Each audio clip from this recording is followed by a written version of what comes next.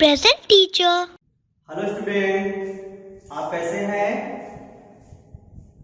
आज हम इस वीडियो में संज्ञा के बारे में पढ़ेंगे कि संज्ञा किसे कहते हैं। तो देखेंगे संज्ञा यानी नाउन। अब इधर से हम देखते हैं, जैसे में यहाँ पे लिखा हुआ है संज्ञा की परिभाषा। तो देखेंगे किसी व्यक्ति, वस्तु, स्थान तथा भाव के नाम को, किसको? उसके नाम को संज्ञा कहते हैं। एक बार रिपीट कर देते हैं, किसी व्यक्ति, वस्तु, स्थान तथा भाव के नाम को संज्ञा कहते हैं। जैसे में देखिए एग्जांपल ले लेंगे हम यहाँ पे, जैसे संजना। संजना देखिए क्या है? एक नाम है। संजना क्या है? नाम है। तो किसी नाम को संज्ञा कहते हैं। तो संजना क्या हो गई? एक नाम हो गई। राम हो गया, मोहन हो गया, सोहन हो गया, रीता हो गई, गीता हो गई। अन्य हो सकता है किसी भी व्यक्ति के नाम को, चाहे वो व्यक्ति जो भी हो, प्रत्येक व्यक्ति के नाम को संज्ञा कहा जाता है। इसके बाद यहां देखेंगे दिल्ली। दिल्ली क्या है? दिल्ली ये भी तो एक नाम है ना। ये क्या है? एक स्थान का नाम दिल्ली है। देखिए यहाँ पे वस्तु स्थान लिखा हुआ है। स्थान दिल्ली का क्या है? एक स्थान है जिसका नाम रख दिया गया है दिल्ली। तो यहाँ पे नाम आया कि नहीं आया? नाम शब्द आया ना। दिल्ली हो सकता है, पंजाब, मुंबई, अन्य हो सकते हैं। यानी अलग अलग राज्य हैं, अलग अलग गांव हैं, अलग अलग शहर हैं। सबके नाम की जहां पे बात आ जाती है, जहां पे हर एक के नाम की बात आ जाती है, चाहे वो शहरों के नाम हो, चाहे स्थानों के नाम हो, या फिर वस्तुओं के नाम हो, सबके नाम में संज्ञा होती है। इसके बाद इसे हम देखेंगे खिलौना, बचपन। बचपन कहते हैं ना, जिससे अवस्थाएं जो होती हैं उनको तो डिवाइड किया गया है ना। बचपन यानी बाल अवस्था, बचपन हो गया, शैशवावस्था हो जाता है, बाल्यावस्था, किशोरा। इसके बाद प्रौढ़ावस्था। देखिए यहाँ अवस्था में क्या है? बचपन है। जब हम बचपन कहते हैं तो हमें छोटे से बालक का बोध होता है, ना कि बुजुर्ग का होता है। तो इन चारों अवस्थाओं में एक नाम अवस्था का है बचपन। तो बचपन में क्या है? संज्ञा है। तो किसी व्यक्ति, वस्तु, नाम, स्थान आदि को संज्ञा कहते हैं। जैसे मेरे पास एक क्या है? मार्कर है। एक वस्तु ही है ना, लेकिन इसका नाम है। इसको बुलाने के लिए, कहने के लिए एक नाम रखा गया है, मार्कर। इसीलिए एक नाम होने के कारण इसको भी हम संज्ञा ही कहते हैं। जैसे में क्या है? बोर्ड है, जिसमें हम लिखने वाला कार्य करेंगे, लिखने का कार्य करते हैं, लेकिन इसको भी तो नाम दिया गया है ना। व्हाइट बोर्ड, काला बोर्ड नाम दिया गया है ना। ब्लैक बोर्ड नाम दिया है। तो नाम पड़ जाने से जहां किसी वस्तु, चाहे कोई वस्तु हो या फिर नाम हो, चाहे वो स्थान ही क्यों न हो, अगर उनके नाम के बारे में ज्ञात होता है, उसे हम संज्ञा कहते हैं। अब देखिए इसके बाद जैसे एग्जाम्पल हो गया संजना, दिल्ली, खिलौना, बचपन आदि। अब इसके बाद हम संज्ञा के भेद के बारे में पढ़ेंगे। देखिए संज्ञा के कितने भेद हैं? संज्ञा के कितने भेद हैं? तो संज्ञा के मुख्य रूप से 3 भेद हैं। कितने भेद हैं? सिर्फ 3 भेद हैं। हाँ, अगर कहीं कहीं पे दिया है कि संज्ञा के 5 भेद हैं, तो ये जान जाइए कि संज्ञा के 5 भेद होते हैं, लेकिन वह उत्पत्ति के आधार पर होते हैं। किसके आधार पर? उत्पत्ति के आधार पर। लेकिन यहाँ मुख्य रूप से सिर्फ 3 ही संज्ञाओं को पढ़ेंगे। पहली संज्ञा है व्यक्तिवाचक संज्ञा, दूसरी जातिवाचक संज्ञा और तीसरी संज्ञा है भाववाचक संज्ञा। तो सबसे पहले हम पढ़ते हैं व्यक्तिवाचक संज्ञा। व्यक्तिवाचक संज्ञा किसे कहा जाता है? देखेंगे इसको।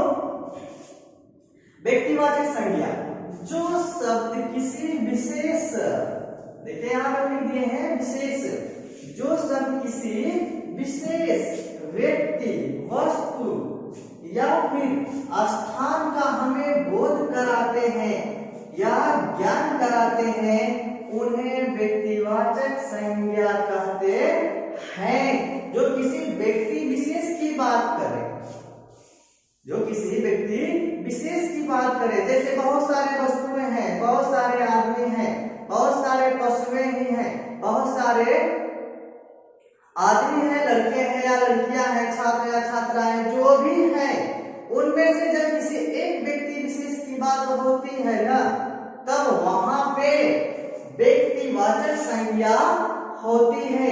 जैसे गर्ल्स हैं, लड़कियां हैं, कक्षा चल रहा है, बहुत सारी लड़कियां बैठी हुई हैं, लेकिन जब इसमें से हम बोलेंगे सोनिका कौन है, तो सिर्फ सोनिका ही बोलेगी। यानी कहने का मतलब सिर्फ मेरा ये है कि जहां पर किसी विशेष व्यक्ति, वस्तु, स्थान का बोध हो, सिर्फ किसी एक की बात करता हो, वहां पे व्यक्तिवाचक संज्ञा हो जाती है। जैसे दिल्ली, दिल्ली क्या है? एक स्थान का नाम है, जबकि अन्य नाम भी और स्थानों के हैं। हिमालय, हिमालय क्या है? एक नाम है ना। इसी प्रकार से ताजमहल, ये क्या है? बहुत से महल हैं, अनेकों महलें हैं, लेकिन उनमें से एक महल का नाम है ताजमहल, जिसकी हम बात कर रहे हैं, जिसकी हम व्यक्ति विशेष की बात कर रहे हैं। अतः इन सब में कौन सी संज्ञा हो गई? व्यक्तिवाचक संज्ञा हो जाती है। इसके बाद हम देखेंगे जातिवाचक संज्ञा। जातिवाचक संज्ञा किसे कहते हैं, इसको भी हम देख लेते हैं। देखेंगे जो शब्द किसी जाति या वर्ग के सभी व्यक्तियों, देखिए किसी जाति या वर्ग, उसके पूरे वर्ग की बात करेगा। ध्यान रहे, किसी भी जाति या उसके पूरे वर्ग को, ना एक का नहीं, उसके पूरे वर्ग की बात करेगा। व्यक्तियों, वस्तुओं और स्थानों आदि का बोध कराते हैं, उन्हें जातिवाचक संज्ञा कहते हैं। जैसे उदाहरण स्वरूप हम ले सकते हैं, जैसे हम कहते हैं बालक। अगर हम बालक कहते हैं तो हमें जितने संपूर्ण विश्व के जो बालक है ना, सबका बोध होता है, उसके बालक वर्ग का बोध होता है, यानी बालक जाति का बोध होता है। इसीलिए इसे हम जातिवाचक संज्ञा कहते हैं। जैसे उदाहरण हम ले लेंगे, फूल ले लेंगे। फूल कहने से हमें जितने भी प्रकार के फूल हैं, यानी फूल जाति, फूल क्या है? एक जाति है, पूरे फूल जाति का बोध होता है। इसी प्रकार से अध्यापक को ले लेंगे। अध्यापक में कौन सी संज्ञा है? तो अध्यापक कहने से अध्यापक जाति का बोध होता है, ना कि किसी एक। इसमें किसी एक का नहीं ना हो रहा है। अब देखिए अध्यापक, कौन सा अध्यापक? अध्यापक का मतलब उसके वर्ग की बात हो रही है, अध्यापक जाति का बोध हो रहा है। इसी प्रकार से हम देखेंगे लड़कियां। जब हम लड़कियां कहते हैं तो क्या होता है? सारी लड़कियों का बोध होता है। जितने भी देश में, विश्व में संपूर्ण लड़कियां हैं ना, तो लड़की जाति का बोध होता है, ना कि किसी एक का बोध हो रहा है।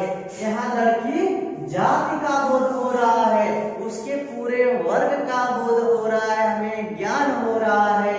इसीलिए इसको हम जातिवाचक संज्ञा कहते हैं। अब देखिए तो जातिवाचक संज्ञा हो गई। उसके बाद अब हम भाववाचक संज्ञा देखेंगे।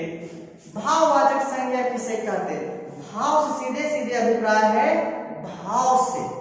जब हम किसी वस्तु को देखते हैं, पढ़ते हैं, सुनते हैं या करते हैं तो उसमें भाव होता है। देखिए जो शब्द किसी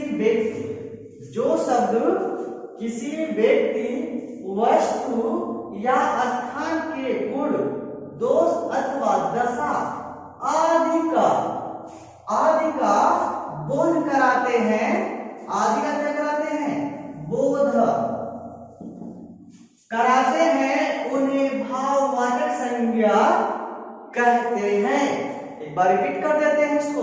देखिए, जो शब्द किसी व्यक्ति, वस्तु या फिर स्थान के उसके गुण और दोष, इसके अलावा उसकी अवस्था, दशा आदि का जब हमें ज्ञान होता है, बोध होता है, तो उसे हम कहते हैं यह भाववाचक संज्ञा है।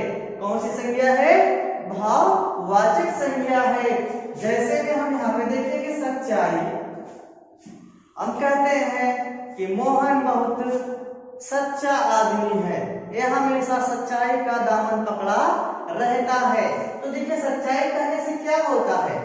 एक भाव मिलता है, एक भाव आता है ना कि वह व्यक्ति बहुत ईमानदार है, वह व्यक्ति ईमानदार है क्योंकि उसका वह गुण है, उसका वह स्वभाव है।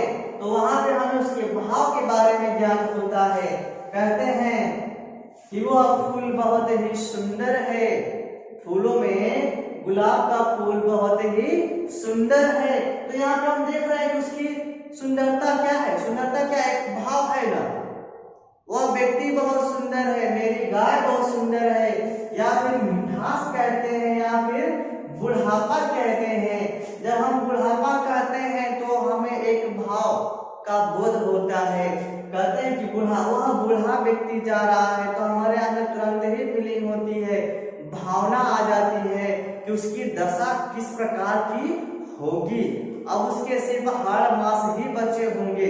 देखिए, उसकी दशा का हमें बोध होता है, उसकी दशा का हमें तुरंत बोध हो जाता है कि वो बूढ़ा व्यक्ति कैसा होगा। इसीलिए सच्चाई, ईमानदारी, सुंदरता, मिठास, बुढ़ापा, इनका जब हमें बोध होता, उनके भाव का बोध होता है, उनकी अवस्था, उनकी दशा का ज्ञान होता है, तब उस संज्ञा को हम भाववाचक संज्ञा कहते हैं। तो ये तो हो गई संज्ञा, जिसमें हम संज्ञा भी पढ़े, संज्ञा के भेद भी पढ़े, असंज्ञा के बाद व्यक्तिवाचक संज्ञा पढ़ा, इसके बाद जातिवाचक, और फिर इसके बाद भाववाचक। आपको समझ में आ गया होगा? ठीक है ना? ठीक, ओके, मिलते हैं नेक्स्ट वीडियो में। धन्यवाद।